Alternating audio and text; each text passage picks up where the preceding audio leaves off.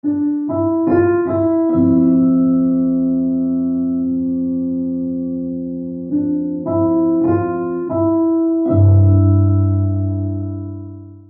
everybody.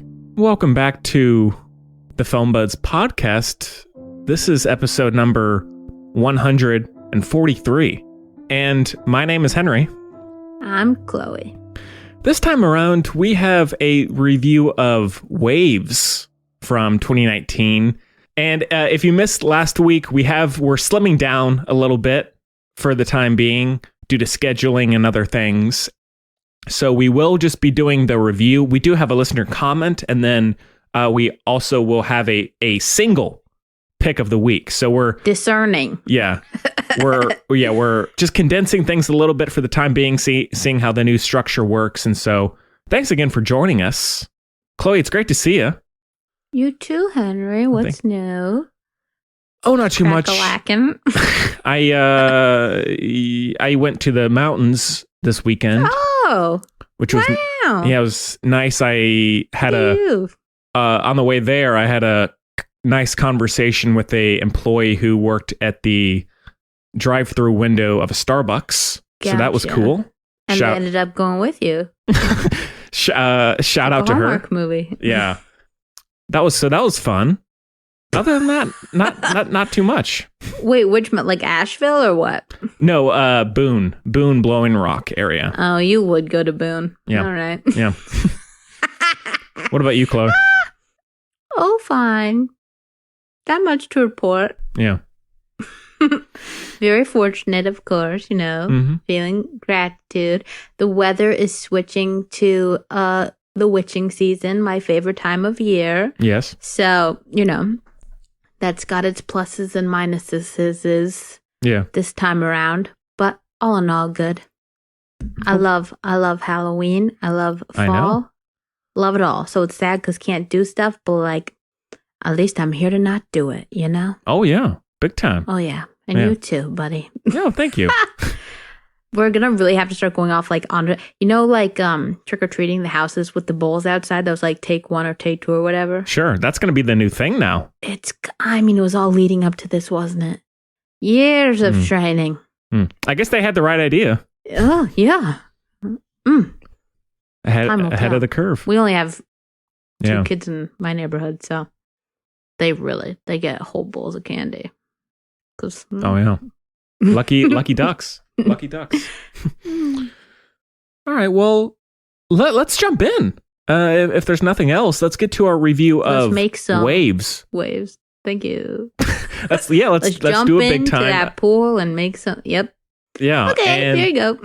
We do have a clip as well. Chloe's got it this time. Take a listen. No, you have it this time. Oh, okay.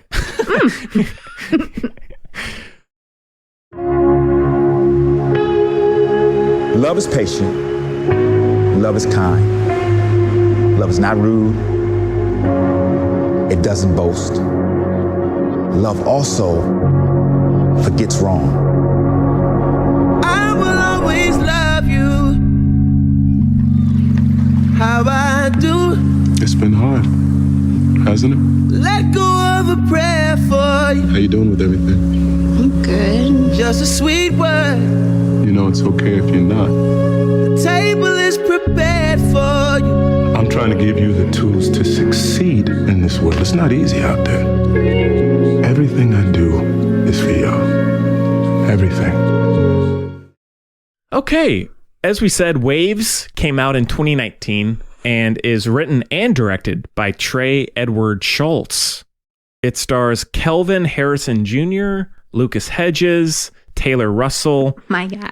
Yeah, Alexa Demi, Sterling K. Brown, Renee Elise Goldsberry, Clifton Collins Jr., and a few others, I guess.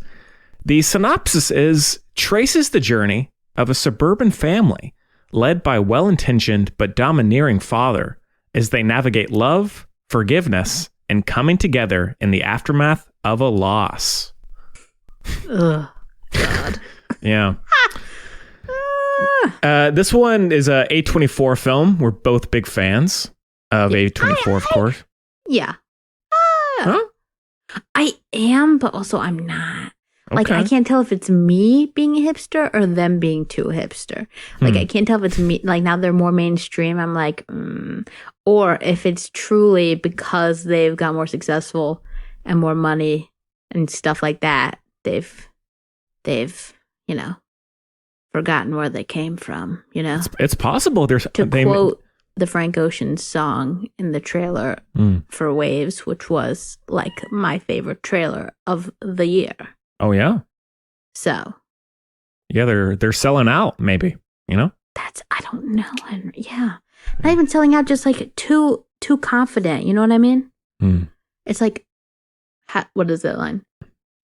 There's a Killer's lyric that goes, "How do you know if you're right if you're not worried anymore?" It's like that. Yeah. That you're right. Not still enjoying the new Killers album, Chloe? Of course. Yeah. But of course, Henry. Of course. It gets better. It gets better and better. Yeah. I mean, I don't drink wine. I can't eat cheese. But better with age, Oh, yeah. Like, I was going to say Dick Van Dyke, but he's always been great. Well, he's not alcoholic anymore, so I guess like Dick Van Dyke. That's good. Yeah. Anyhow, Chloe, do you want to now dolphin, I mean. Yeah. Now, Chloe, as you were just saying, this is when you were looking forward to. Oh, at least, much. At least when we were watching the trailer, you were into it. Do you want to start off? You start off. Okay. So it is done by the guy who did It Comes at Night. I hated it. Really? Okay. Keep interesting. It is done by the guy who did It Comes at Night, which I liked a lot. I know it's the same boy, isn't it? It looks like the same boy. Joel Edgerton's son. Oh, it might be actually. I'm pretty positive that's the same boy. It's been so long since I've seen that. I like him. Lots of charisma. Yeah, I agree. Doesn't come through in this movie, I can tell you that. Oh my God. That one was pretty divisive, but I enjoyed it. Just like the way you say divisive is divisive. Is it? Keep going. Okay. I had seen the trailer with Chloe a number of times. Other than that, I didn't really go in with any expectations. Yeah, me neither. In the first half, I was not sure if I liked it or not. But then how starkly different basically each act is for all you film school students out there. Acts, the technical term. Yeah, acts, very technical. Yes, I thought it started off almost like a Harmony Korine movie, then turned into a Safdie Brothers movie, and then ended like a Barry Jenkins movie. I agree with you that it all could be attributed to other directors. Yeah, it was not original. I was like, am I watching a freaking? It seemed like it came off like a music video, but in the worst possible way to me. I see that. I think overall, by the end, I was enjoying it a fair bit. I'm glad that the first half was not the whole movie. I had seen that kind of movie before, and then how starkly different it is in that second half. I liked the contrast there, but I still enjoyed the journey of the first half, as unsettling as it was, because it's basically shot and lit like a horror movie in a lot of ways, and tonally and musically. In that way, it feels like a Safdie Brothers movie, like a psychological decline of a character. The Trent Reznor and Atticus Ross score, which is great, that in that way, and then also sound design. That's what reminded me of a Safdie Brothers movie. I think it's very aggressive and sharp. The second half, I really liked the sister. I thought she was great. And I thought the acting in this movie was really good. Especially, I loved the sister. I totally. I thought she was great. I thought she was the standout. Like, I hope she's in like everything ever. Yeah, I thought she was so good. I agree. The Kelvin Harrison Jr., he kind of has the decline of all declines in that first half. It's just a spiraling mess. And I'd rather watch Basketball Diaries. Reminded me of Foxcatcher a little bit in terms of Well, there's wrestling. No, but in terms of this athlete battling with these internal conflicts and this, pulling one way or the other, I thought. Oh, it did give me a little bit of, but I'm just sensitive, I guess. But it gave me I had some PTSD moments. But that's not why I didn't like it at all. But I was like, oh, God.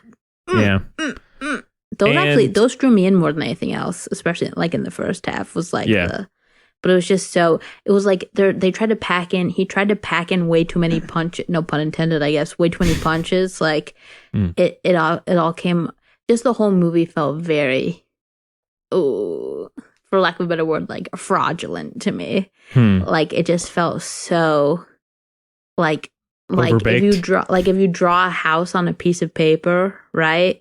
And like color it in, but not very well, and then hold it up to, this might be my review, my rating here, but then to hold it up, then like holding it up in front of a field or whatever with the wind, but then like it's windy and it bends over and it's like, oh, there's nothing there. I'm holding it with my hand and it's just flapping in the wind, you know? Yeah. Ugh. Yeah, and then he would see that, the director would see that and be like, wow, that's so beautiful. And then like not even pick up the paper when it blew away because it's art now. No, it's littering. Yeah, review done, I guess. That's all. I see that. I do think that even though I enjoy his horror and psychological tone more so in It Comes at Night, I think that how it's done in the first half didn't totally mesh for me with the story. That it's a psychological decline and breakdown, but I think that his overbearing horror, unnerving tone kind of worked against it. The undermined movie. The situation. I think so in some ways, yes. But then the second half, it is very much more calming in a lot of ways, and I enjoyed the relationship between Lucas Hedges and Taylor Williams is her name. She's great. Yeah. Taylor Russell. I thought that was made me mad personally, but how so? To answer your question in the most long-winded way possible, as usual, like first of all, I didn't know the director of It Comes at Night. Like I was like, oh, I've seen that movie, right? Like, yeah, and like I didn't see the follow-up one, about his aunt or something. Did you see that? No, I didn't see that. Yeah. His this isn't his follow-up movie. This is like his third movie. Really? Yeah, I know exactly. So well, I did see his first movie, or the movie he did before It Comes at Night, which is Krishna. Oh, I got them in reverse order. Yeah, so he did. Here, let me look here. Okay, so he did Krishna, It Comes at Night, and then Waves. Oh, yeah. Pardonnez-moi. Okay, fine. Well, in any case, I didn't see Krishna. I saw It Comes at Night, and so I didn't know anything about him. And then while I was watching this, and then I like saw his IMDb picture, I was like, "Skirt, what's going on here?" Especially as you get further and further into it, like obviously, okay, so he's like a very white man, a white man, right? Well, I hope it's obvious. I don't think like casting should be like, oh, well, I'm like me. Like, I'm not going to, well, I might cast only Jews, but that's just because I'm obsessed with them and, on the lookout for Jimmy. You know what I mean? My point is, like, I don't think a black, like Barry Jenkins doesn't have to only cast black people. Right. But it comes down to the kind of experience, the stories you're telling, everything. So I think part of why it's so hollow, if you're going to take a shot in the dark about what like a Dr. Phil episode will be about or something, that's probably about the same as all the things that happen in the first half of this movie. It's just like it's pretty relentless, especially for like young black man, drugs, baby daddy, like like all that kind of like athlete, because black people are good at athletics, like that kind of stuff. Okay, it's like this is like I feel like the writer director of this movie is at that auction in Get Out. Okay, that's how I feel. And I know I'm coming off hard, but like this is really how I feel. Like this is not your experience in America, like especially, timely, whatever. It's always been timely with black men in the police system, okay? Right? Wait, Chloe, I thought Trump started all that. Yeah, I know. Oh, wow. He's really gotten a lot done. Yeah. Starting white supremacy. It's impressive for 4 years. In those 4 years, he's condensed a lot. But point is, like, you're going to put all this on a young black man, even though it's not at all your experience. And, like, you're going to have... I love, and I've talked about this a lot, Native Son is one of my favorite books. by James Baldwin, but it's like done with the reverence and respect and understanding and complexity. Like there's just so much into it with that story. Like I'm not saying a black man has never killed somebody, right? Like obviously, but like Native Son is so beautiful. It's just this is so empty and he has no business in this area at all, especially in this day and age. If you're going to nominate to show a black family with like many of the stereotypes anyway, and try to turn it some other kind of way, like he doesn't no, he can't. Right. That's what movies are for. So you can kind of share your story, whatever kind of ways, with everybody else, right?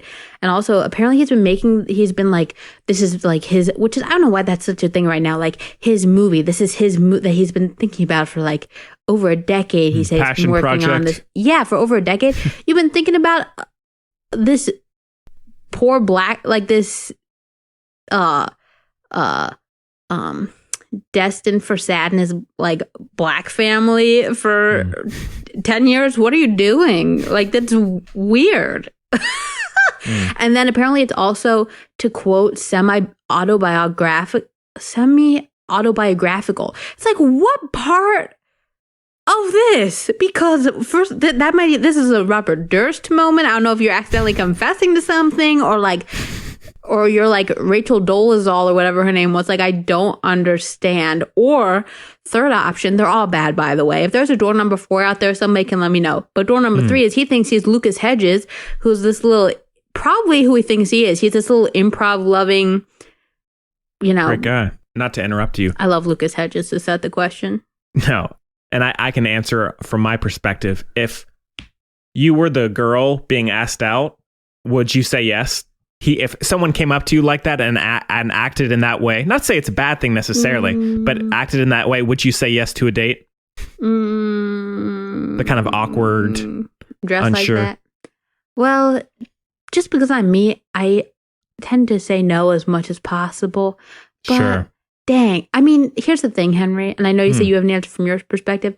Relatively, no offense to you or our listeners, especially the ones who already don't like me, but like a lot of boys are creepy. Oh, you're not wrong. Don't get it, and they're so honestly, probably, yeah, I'd give it a go just because he's so not creepy.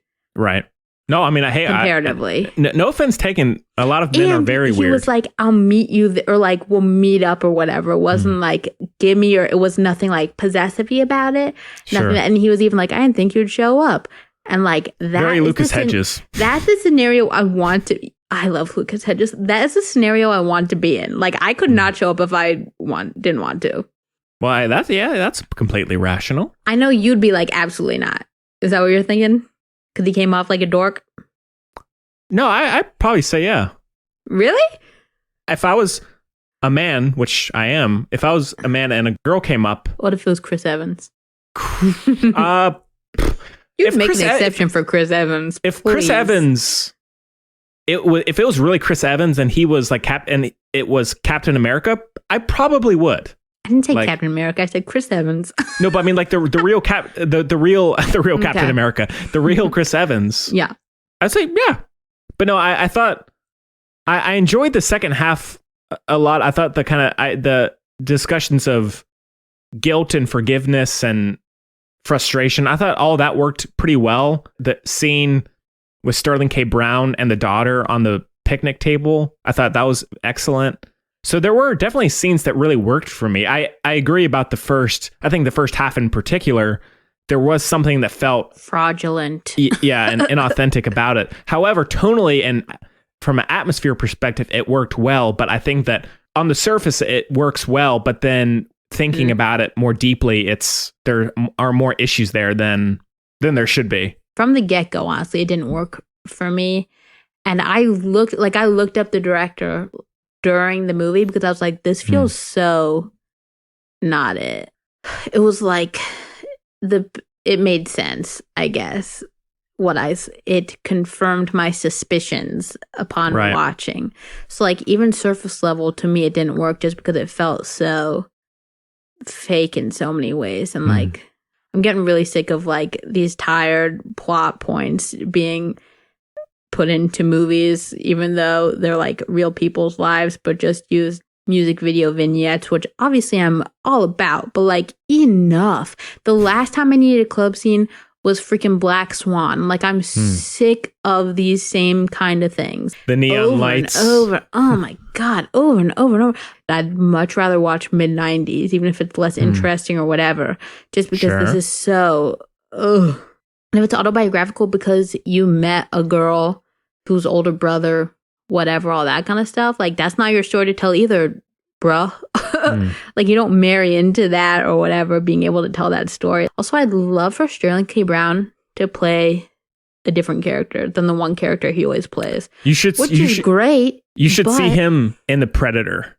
He is so good in The Predator, and I like him, and I love him as I think. Oh no, I mean character-wise, you should see him in that. It's a really good performance. Then I should, because everything I've seen him in is just the same. Even Black Panther, it was like the same stuff, which like again is fine in some ways, but like I'd like a different flavor. So maybe Predator, but like even so, just so many roles are it's just kind of like the same.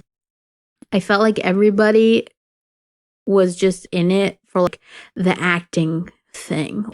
To have the like Joaquin Phoenix just wanted to play the role or whatever, like that kind of like the very selfish, self-centered kind of acting. Do that and like go take an acting class or get an acting coach, even if you don't need one, to like work that stuff out on your own.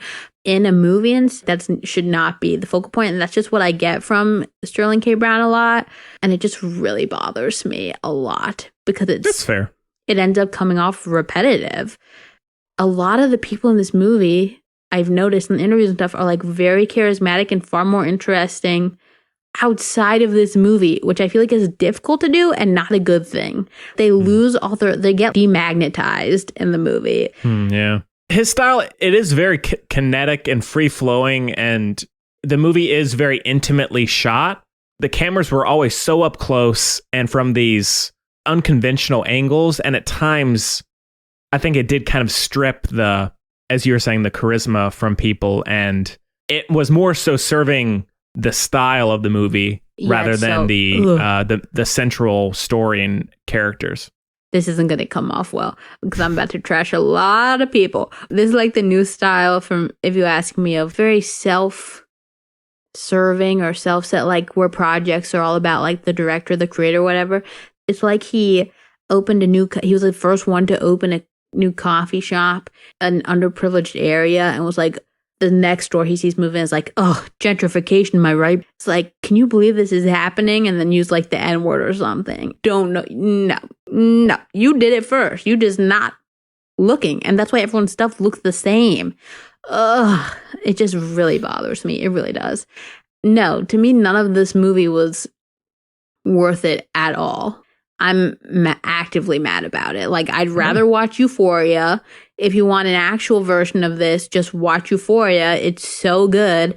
Zendaya, shout out. The Emmys made me very happy, so that was nice. Oh, the whole thing just made me mad, and it was so unoriginal. I didn't see one original shot in this. Oh, another thing I meant to say about it, the new generation of self-centered and filmmakers is like, apparently, you know, when they're like in the Lucas Hedges and I feel bad for forgetting her name, even though you said it, Taylor. Yeah. When they're like in the car and stuff for like 2 seconds, they shot that over 3 days with no script. Okay. Quote unquote road trip, 3 days of like doing stuff. Jeez. It's just that kind of thing. It's like, I'm much more here for Greta Gerwig. She has it mapped out. It's just like a respect for the art form. I get Martin Scorsese putting Robert De Niro in front of a mirror and being like, be your character is totally different than taking like, way too, like blowing budget and people's time and everything, like way too much of all the resources, a car, and being like, okay, you two are on a road trip for 3 days. We're just going to film whatever you do. Yeah. Like, that's great. How about you just write them dialogue that makes us think they actually have met each other? It's really annoying to me. Again, I like a type A director, but I can certainly go loose. Like Harmony Korine, for example, probably can, a little bit more of that. because I don't like his stuff most of the time, but like he can put it together well.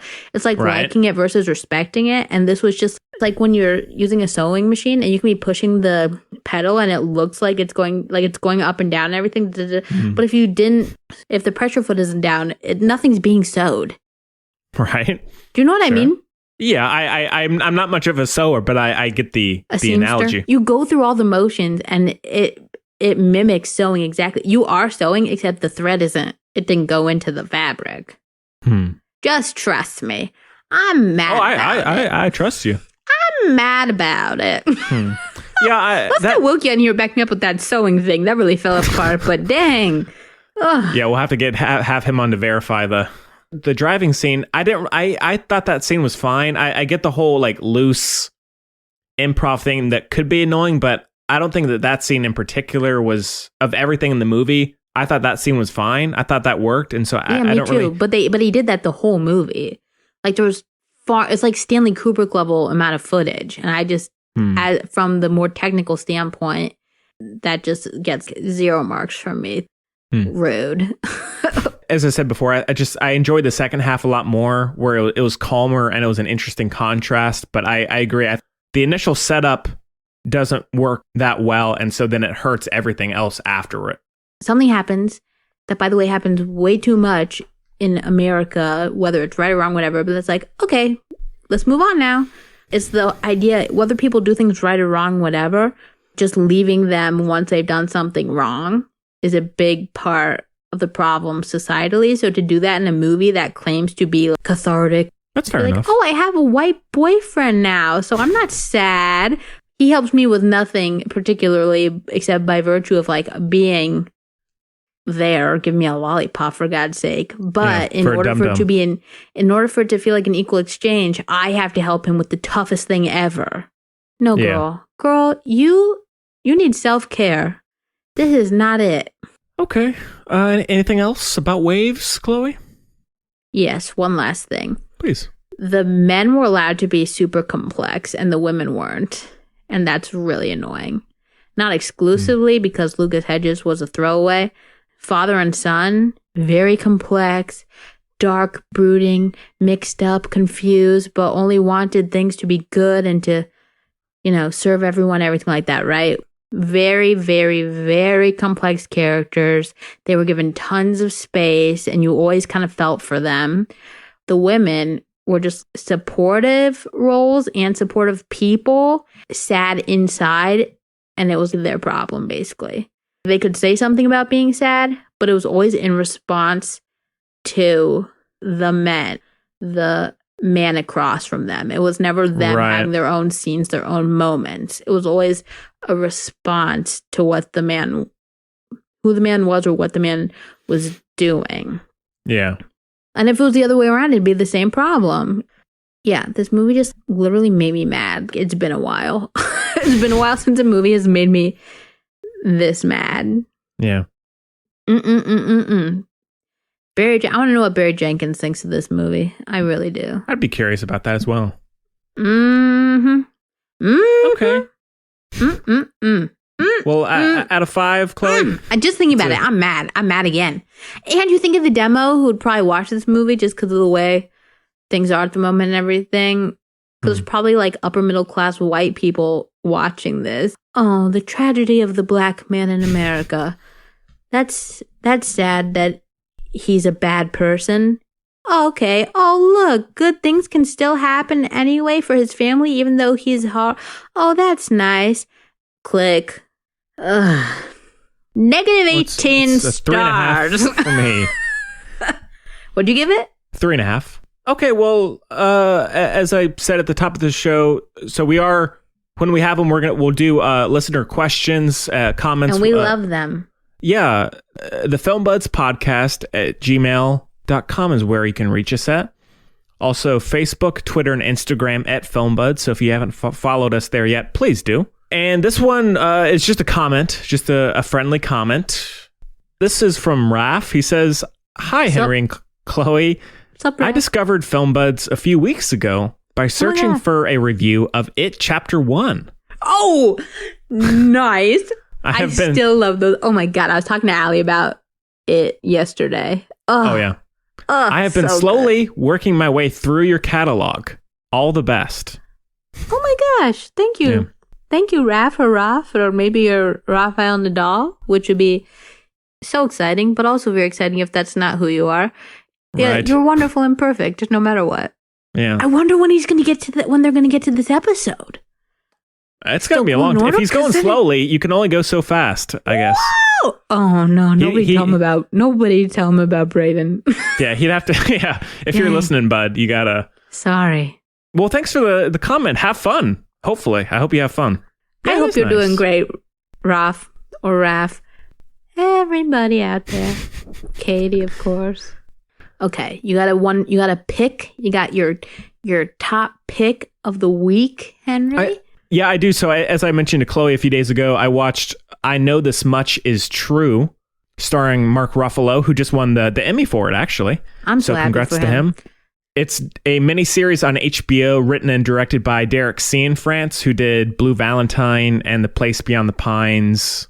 The show, it's based off a novel, which I haven't read, but it follows a schizophrenic, or these two twin brothers, one of whom is schizophrenic. It shows his decline and the brother trying to support him in every way that he can, but also it hurting his own life and how much he's having to do, but then also follows the brother's story as well. And it's very much about... That's relatable content. Yeah. It's very difficult. It's probably my favorite entertainment of the year. I'll say that. Dang. Now, that is to say, haven't seen a lot of movies. I guess like I said last year with some shows... That's wonderful, though. It is very typical Derek Cianfrance. It's super heavy all the time. It's not a feel good show, and since it's a miniseries, it's even longer than that. I've talked to people who have watched it and they said they appreciate it, but they could only make it 3 episodes. It was just making them too sad. As I've told Chloe, I have a late half brother who was schizophrenic, and he ended up passing away in his 40s, and he had a lot of issues with acting out in public, but then also after he got medication and all this stuff. And so it for me personally, there's a lot of connection there. I was too young to have seen most of that, but I still experienced it in one way or the other. Of course. So that element I really connected with. Mark Ruffalo. What's up? You watched the whole thing? I did. I watched it in about a day, which I would not recommend. I was I was going to ask you. I was super, super sad for like 2 days after that. Yeah. I think I'm going to watch it next time I have a cold. Yeah. That's the kind of show I watch when I have a cold. Oh, yeah. It is so well done, though. Like Mark Ruffalo. He's trustworthy. He is. And that's a big thing. Because he does play both roles. There were times where I was trying to figure out who the other brother was, actor-wise. Wow. And I would have to snap back and be like, oh, right, that's Mark Ruffalo. Wow. Because they do it in the way that at times both of them are on screen together. Mm-hmm. The expressions and the personality and the posture is so different. It's amazing. Emmy was well deserved. Good. Hopefully more people watch it because of that. Because it's educational. It's very worth it. It's very heavy, so you kind of got to be in the right mood for it. But it's worth a look. If you can touch your thumb to your 4 other fingers quickly and repetitively, then you're probably not schizophrenic. Don't ask me why. My sister's a neurologist. I trust her judgment. But those things are connected. Chloe, what about you? Okay, Henry. My one thing for this week is going to be geared towards you. Okay. So hopefully you will watch it and enjoy it. Okay. I'm curious. To be honest, I started watching it because Ted from Schitt's Creek is in it, and that's my life. Right. Ted specifically, obviously. He also did an episode of Celebrity Drag Race, but that's not the recommendation for you. Don't worry. Okay. Even though it's very I'm sure good. it's great. But there's a Canadian show called X Company, it's a World War II show. Oh, Henry! Is this new or is this older? It's older. It's 2015 to 2017. Oh, that's not too bad. It is. Now, the first episode is not bad. It's a hurdle emotionally. I mean, it's a show about World War II. It's about spies. The X Company. There was an X camp in I don't know, someplace in Canada. I can't remember anything. And it's all based on true stories. So there's a team of spies. And so the timeline and the missions and everything are all what happened. Okay. Which is neat. Like, that's very cool. And the more you watch, you'll be like, I cannot believe this happened. Oh my God. But of course, it's dramatized. The characters are fictitious, created. And it's just really great, very well done, very, wow, is it captivating. Honest to goodness, my favorite TV character in any show ever. Story arc wise, whoa. Also, he's just a great actor. But there are a lot of great actors in it. But one in particular, I'm like, oh my God. Oh my God. Okay. So you have to watch it so that we can dish, because I don't want to spoil it for you. But oh my God, it's so good. It's on Hulu. Okay. Wow, typical, is it good. typical Hulu fashion. Oh, you know that. And I don't, you know me. I'm not a warhead. I don't even like the candy, you know? Right. But this is so good. And again, the first episode's very sad. It's all sad, World War II and everything. Okay. But again, it's like a team of spies. So it's very action-y. There's the long storyline, of course, which is real life. And then there's real events that are real life. But each episode is like a little spy escapade adventure. Okay. Very good. Cool. Okay, well, I appreciate the recommendation, Chloe. I would never have come across that. I hope you enjoy it. Thank you. I think you will. Okay. I love that show. Okay, cool. I guess that about does it this time around. Do it. Next week, Chloe, no obligation here. I was going to ask you if you were going to be watching Ryan Murphy's new show, Ratchet. I'm scared. I love Ryan Murphy, and I wish I wasn't a scaredy cat, but I'm so scared. Yeah. I've never been able to watch American Horror. I've never gone through the first episode of American Horror Story. Like, oh my God. I don't know. I don't know. Well, Chloe, if you want, I could watch the pilot and just tell you what the vibe I'm getting. Maybe. Okay. A lot of choices for next week. That's one option, but, nothing set in stone here. I hope you're all doing great out there. You're all wonderful. You're all amazing. Spend some time for yourself, Lucas Hedges.